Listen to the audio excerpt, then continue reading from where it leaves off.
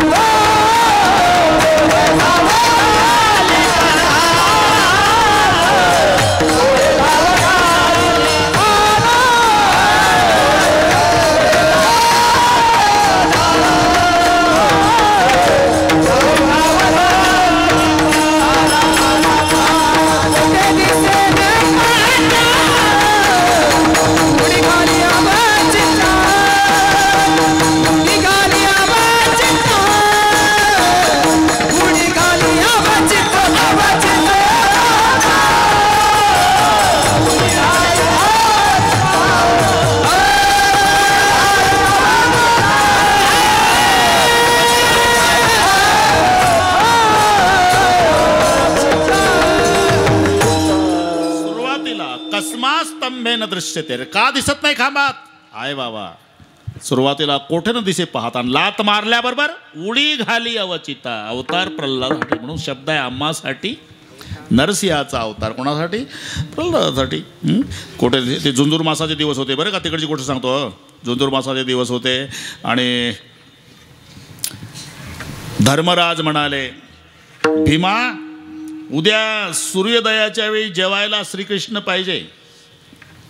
उद्या सकाळी पाहिजे का? हा, सूर्योदयाच्या वेळी. ठीक आहे. अरे ठीक आहे काय, द्वारकेला जाशील केव्हा? उद्या पाहिजे ना सूर्योदयाच्या वेळी. झालं, चौकशी केली तर भीम झोपूनच होता. सूर्याचा उदय व्हायला आला. अरे भीमा, तुला काल सांगितलं इथे पाहिजे भगवान कृष्ण, झुंजूर मासाचे दिवस आहे, जेवायला आपल्या पंक्तीला. अजून सूर्योदयाला 10 मिनिट वेळ आहे दादा. मग काय मोबाईल करणार आहे का तू? तुम्ही पात्र वाढा बरं का जापे सर. कृष्णाचं एक पात्र शिल्लक ठेवा. सूर्याचा उदय झाला आणि भीम अंगणात आला. गदा घेतली, फेकली वर, आणि गदा पडायच्या आधी आपली मान गदेखाली घातली.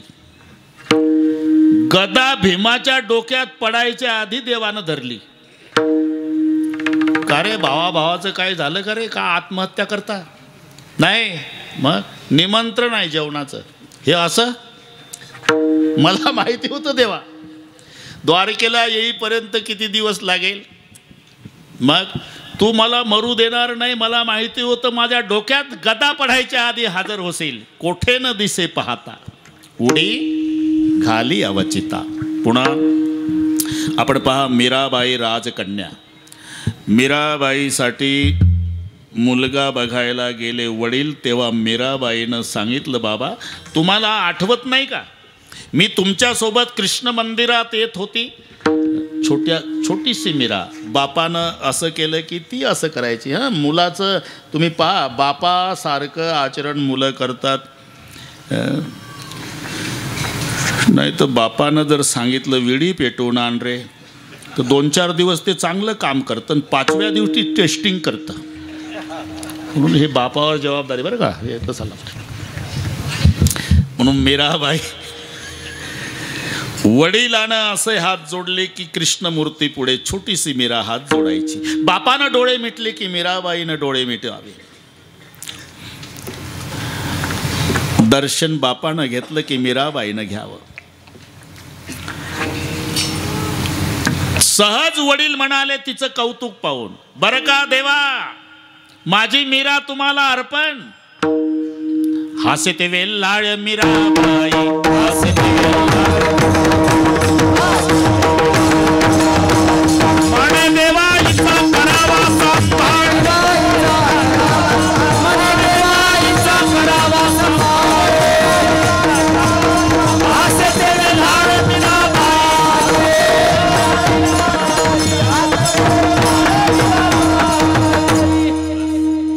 मीरा तुम्हाला अर्पण. मग मीराबाई रात्र झालेली. लोग कहे मीरा भई रे बावरी, बाप कहे कुल नाशिनी. हिचं लग्न उरकून टाकावं म्हणून वडील गेले राजपुत्र पाहण्यासाठी. मीराबाईनं आल्यावर विचारलं, कुठे गेलता पप्पा? पप्पा नाही, बाबा असं ना. कुठे गेलता? तुझं लग्न करायचं बेटा. माझा काय पुनर्विवाह करणार का तुम्ही? म्हणजे तुम्हाला आठवत नाही का बाबा, कन्यादान करण्याचा अधिकार बापाला असतो, तुम्ही मला कृष्णाला दिलेला आहे. मग तुम्ही कोण्या तरी राजपुत्रासोबत माझं लग्न लावणार, तो एक दिवस मरणार आणि तुमची मीरा कुंकू पुसून विधवा होऊन जन्मभर रडणार. मी त्याला वरलंय बाबा, कधी तुमच्या मीराला विधवा व्हायचं काम पडणार नाही, कुंकू पुसावं लागणार. ऐसे बर को क्यों बरू जो जल में और मर जाए, बरबरा गोपाल जी मेरो चुडो अमर हो जाए. आता दुसरा नको बाबा, नका दुजावर पाहू,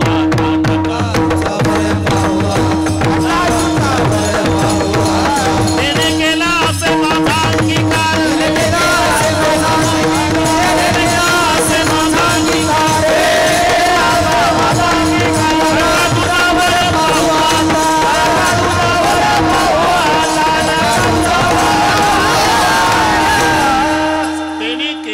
माझा अंगीकार, नका तुझावर पाहू आता.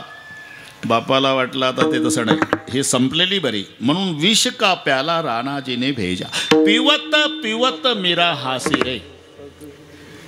हसत हसत मीराबाईनं विष प्राशन केलं. मीराबाईला काही झालं नाही. मग मूर्ती झाली काळी देवाची, मूर्ती झाली काळी देवाची.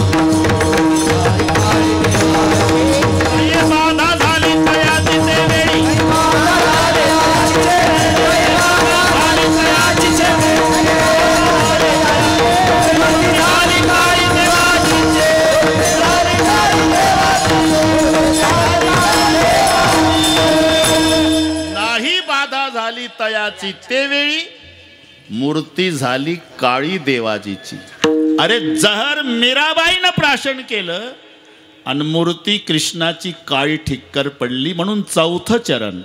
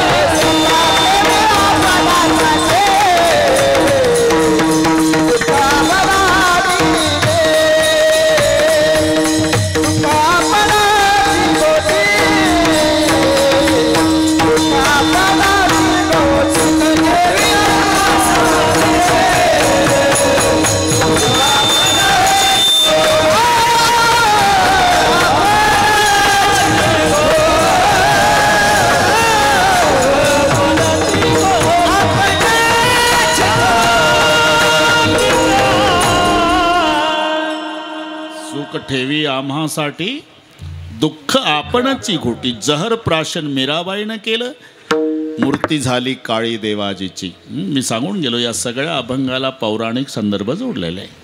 पुढे झाला का सुरू आहे ते कृष्ण जन्माला तसंच पाहिजे मावशी.